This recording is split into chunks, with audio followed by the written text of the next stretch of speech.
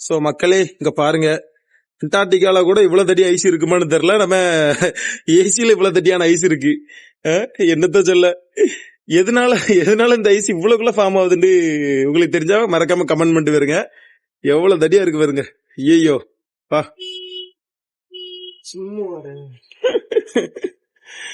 இருங்க.